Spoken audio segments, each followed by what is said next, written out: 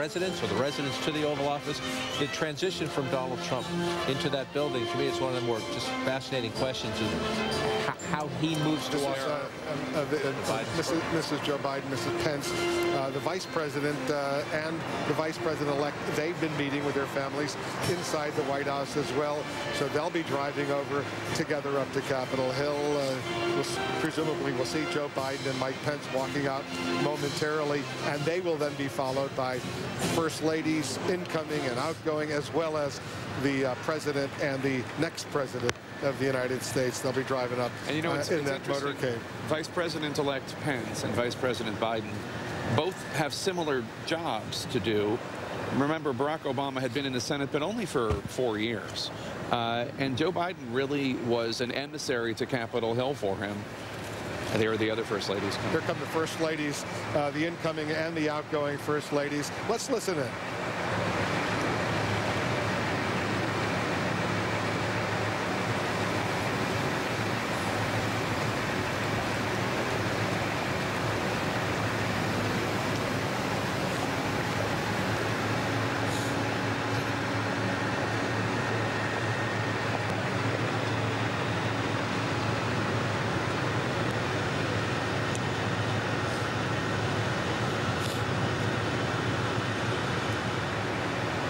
I think Mike Pence and Joe Biden will be walking out next. It's interesting that the incoming and outgoing vice presidents will be in one limousine, taking them over, and the First Ladies in a separate limousine, and the President and the next President will be in another limousine. There's a long motorcade. Here comes Vice President Biden and Vice President-elect Mike Pence. I want to listen in.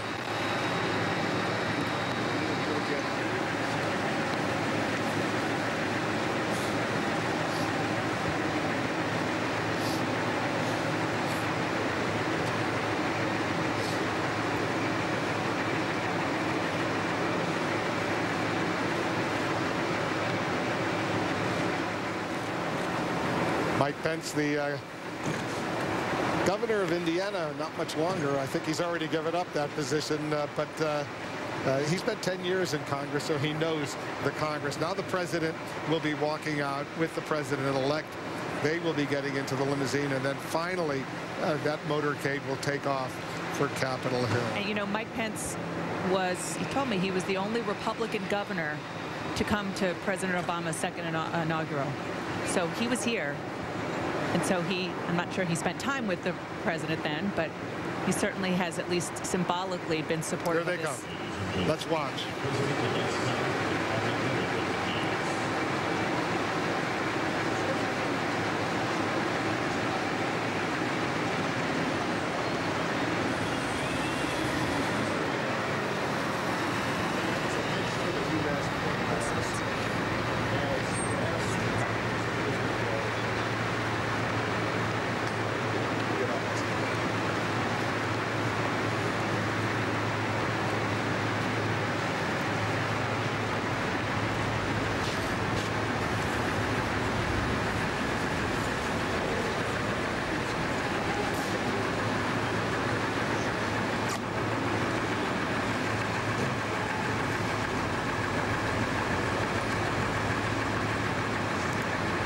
What a remarkable split-screen moment.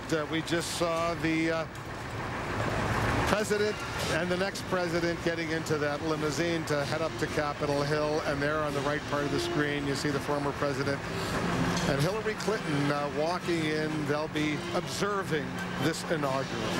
And it must be very difficult right now for Hillary Clinton to be here. Obviously, we're having worked so hard to be here under completely different circumstances. And I have to say that moment, it gave me the chills, not for any reason other than it's just a reminder of how nobody ever knows what their fate is going to be. And just literally see Donald Trump walk out the door with President Obama, get into his car to go to his inauguration, and Hillary Clinton walking with her husband, who was president, knowing she will never be at the very same time. Wow.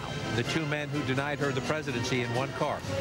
The current president of the United States, who beat her in the 2008 primaries, and Donald Trump, who beat her in this general election. A remarkable, remarkable day. Yeah. Can only only imagine what must be going through her mind right now, 2 months after this presidential election. She got more votes, popular votes, but you know what counts is the Electoral College. That's why Donald Trump is sitting with President Obama in that limousine right now, driving up to Capitol Hill, and she's standing there with her husband waiting to be an observer. One of my great Inauguration Day memories is when Bill Clinton left office, he invited 4 of us who had covered him back in the early days to go with him on the flight out of Washington, and we told old war stories. It was a really great, remarkable day. They call that Executive One. Yep. They're going to introduce former President and First Lady Bill and Hillary Clinton. Let's listen.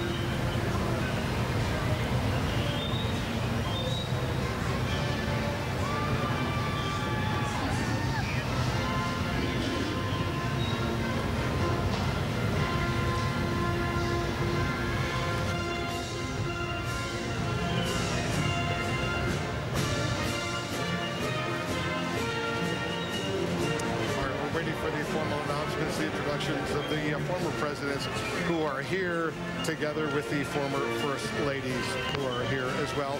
Left part of the screen, you see the presidential motorcade taking the president and the incoming president, the first ladies, the vice president, the incoming vice president, their wives as well. They're all driving up.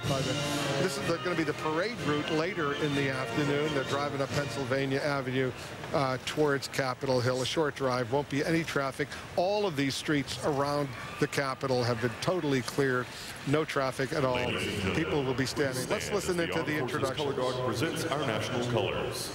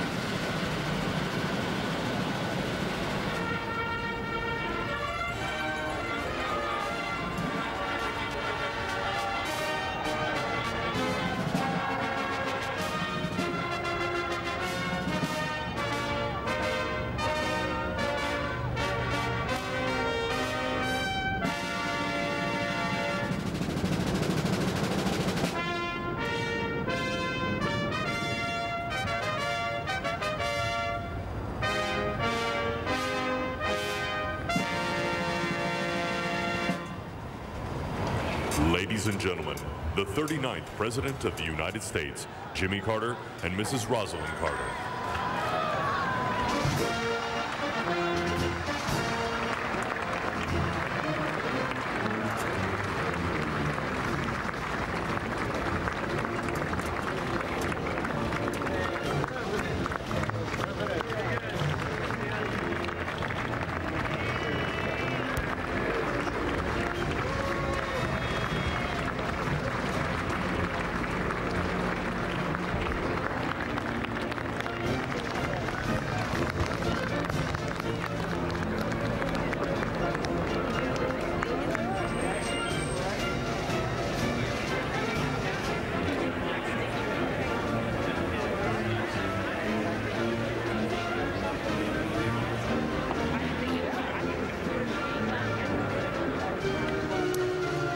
left part of your screen, you see the motorcade taking the president and the next president and the vice president and the next vice president up to Capitol Hill for the inaugural, for the swearing-in ceremonies. You see the VIPs already have gathered a huge crowd up here on Capitol Hill, getting ready for the start, the formal start of this inauguration.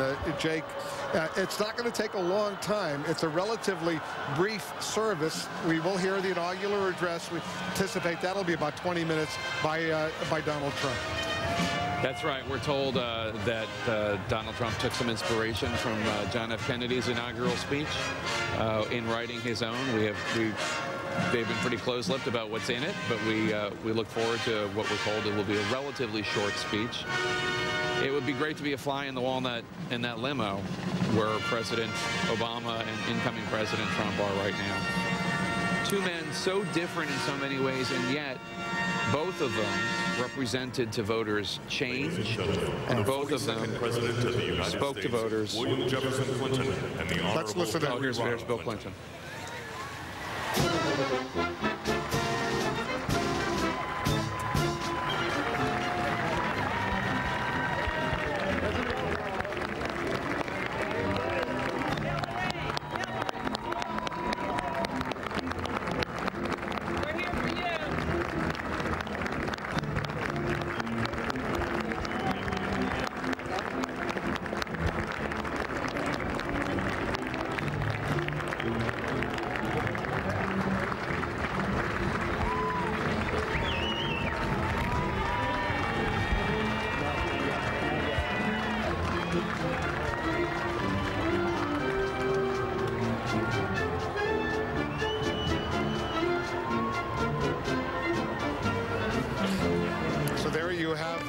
Former President Bill Clinton and Hillary Clinton, they are there joining the former President Jimmy Carter and Rosalind Carter. They are there. We saw former Vice President Dick Cheney, Liz Cheney. They are there as well. Jeb Bush will be, I don't think Jeb Bush is there, but George W. Bush is definitely there, and Laura Bush as well. And the Hillary Clinton Twitter account just gave an explanation of why she's here. It said, "I am here today to honor our democracy and its enduring values. I will never stop believing in our country and its future." And Hillary Clinton is wearing white today. Now, it's a color that she likes. She wore it.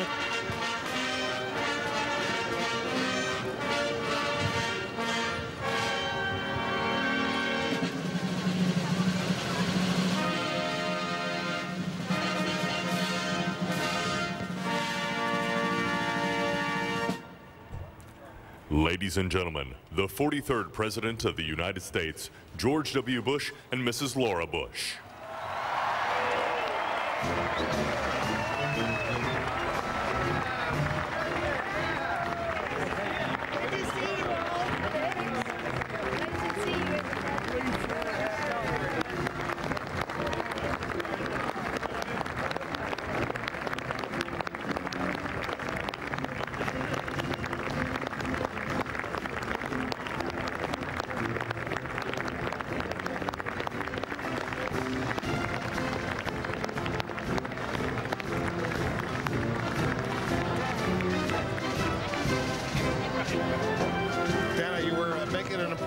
About the Hillary Clinton dress. Well, the color white is the color of the suffragette movement, and she happens to like the color. I know that, but it also is quite symbolic that she's wearing that the day that she attends her opponent's inauguration, hoping that she would be the first female president of the United States.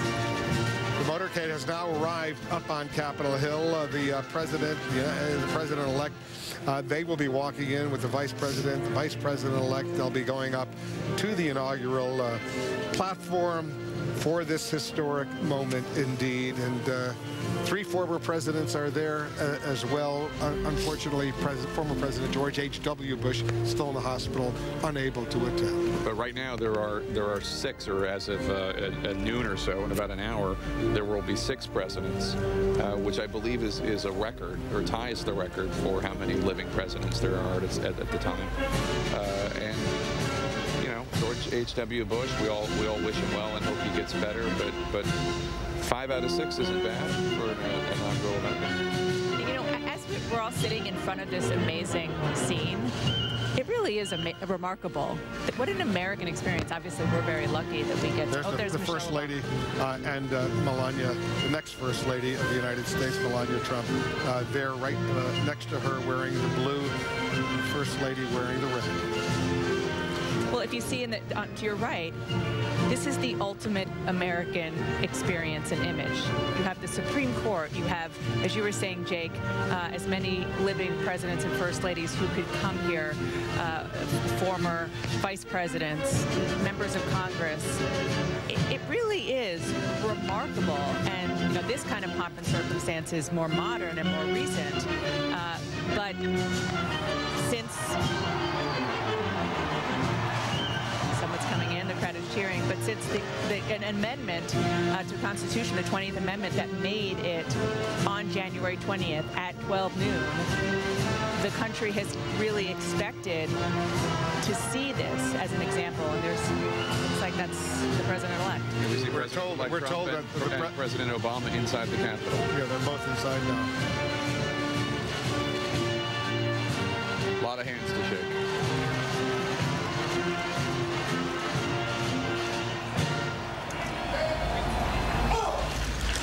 Ladies and gentlemen, the children of Vice President-elect Pence.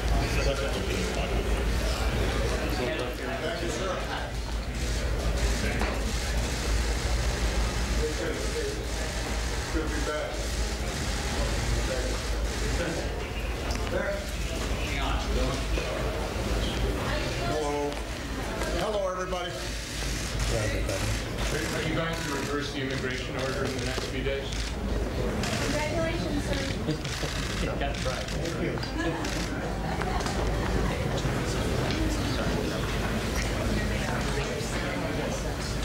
Okay, look, Laura, we're moving.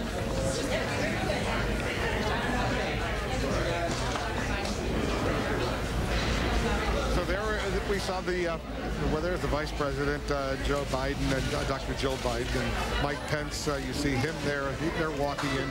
His wife is there as well. But earlier we saw the President-elect, saw Roy Blunt, who's one of the inaugural chairs, the senator from Missouri, faced a tough re-election, but he got himself re-elected. And the Speaker was there, Paul Ryan. All of the leaders of the House, the Democratic, Republican, the leaders of the Senate and the House, they are there for this important historic moment. And there you see Ivanka walking in with Jared Kushner, the family, the children. It's a moment. Don Jr., Eric Trump. Those are the 4 children. I'm curious. Out there's Barron, the youngest son as well. 5 children. Yeah. There's Barron, too. Barron's only 10 years old. But they are all there walking in.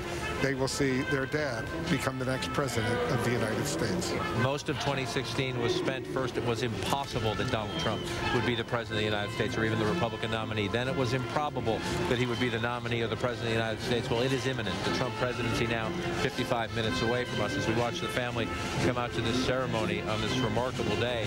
And again, first you have the escorts bringing the family through the building, the soon-to-be former president and the future president behind them as this procession continues. It's a remarkable thing to watch, and the leaders of the Trump organization, the family, and there's so many questions again as to how this plays out, how important his family is to him inside the White House as they take over the brand that made Donald Trump who he is today before he entered politics. Her role in the White House should never be understated. Ivanka, she's a very trusted advisor as well as her husband. One of the many things we're going to learn as we go forward here, how this new White House works. Although Eric and Don Jr. also, although their role is supposed to be cordoned off from policymaking because they'll be taking over the family business, they did play a role during the transition. And they certainly played a role during the campaign. Yeah, absolutely. Both of those sons, they were very, very important throughout the campaign, often appearing on television and giving speeches. It's once the president and the incoming president are introduced. This huge crowd that has gathered here up on Capitol Hill and on the Washington Mall, and you can see it's going on. You've got a better view, John, than I do, but you see it's a very large crowd. Ivanka Trump, Eric Trump, Tiffany Trump, and Barron Trump, escorted by the Senate Majority Secretary Laura Dove and the House of Representatives Chief Administrative Officer Philip G. Kiko.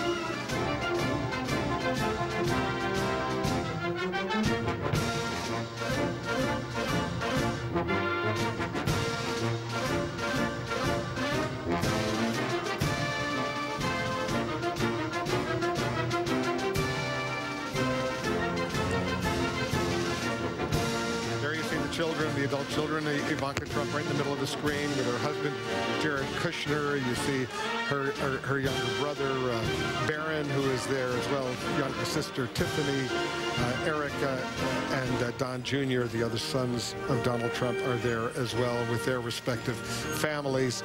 So this is a moment especially powerful for these children and grandchildren who are there as well of the president-elect of the United States.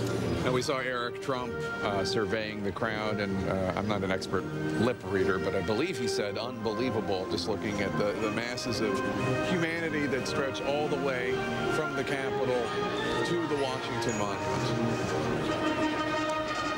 Huge crowd has gathered here, and I hate to say it, Dana, but fortunately the weather has cleared. It was drizzling a little bit earlier in the day, but fortunately it's good right now, not too cold. Sun is not out there, but it's definitely a lot better than it could have been that we had feared. Absolutely, it was better than it was this morning when it was raining.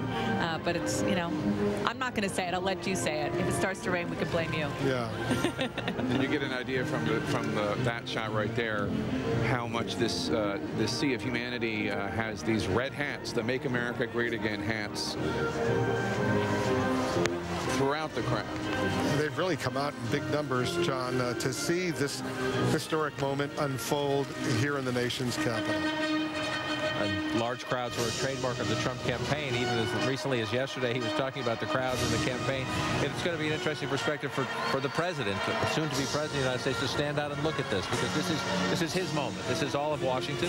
It's an important moment for the country. When Jake was reading Secretary Clinton's tweet moments ago about how important she thought it was to be here for the country, the world is watching. But when Donald Trump steps to that podium behind the presidential seal for the first time and looks out at this is his day and his moment as well. And just a remarkable turning of the page here in Washington. As I said, throughout most of the campaign year, even people on his own team, up until halfway through Election Day, didn't think we would be sitting at the Donald J. Trump inauguration as the 45th president of the United States. And now that the Trump children have been announced, Mrs. Obama and Dr. Biden will be announced, followed by Mrs. Trump, Mrs. Pence, then President Obama and Vice President Biden. Finally, President-elect Trump will be announced to the platform.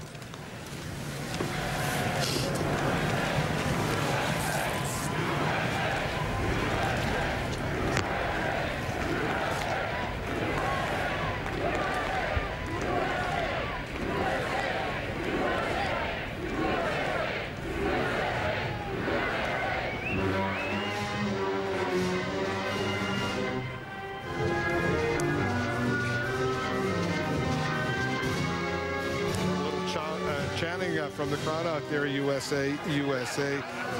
from a very impressive crowd that has gathered here up on Capitol Hill, out on the Mall, all the way up to the Washington Monument, maybe even a little bit further up there as well. People have gathered, and they are about to have a moment that they will always remember when Donald Trump is sworn in as the 45th president of the United States. Jake, this is something that Donald Trump himself, probably until relatively recently, didn't anticipate would necessarily unfold. I think he's spoken publicly about how nobody was more surprised on election night than he was. But here he is. He will take the oath of office. We're told he will have, I believe, 2 Bibles with him, his family Bible and the Lincoln Bible. The Lincoln Bible was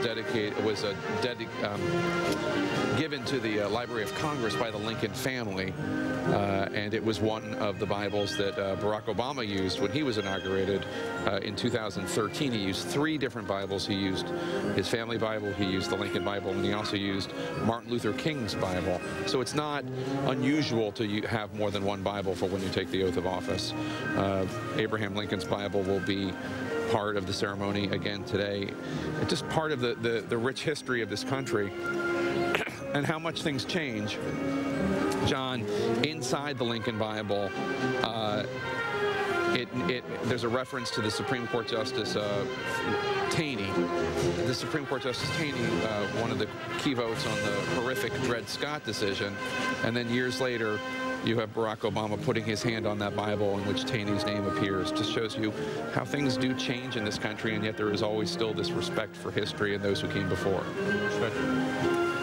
And, you know, sometimes presidents open the Bible to a certain passage that they want to be open while they're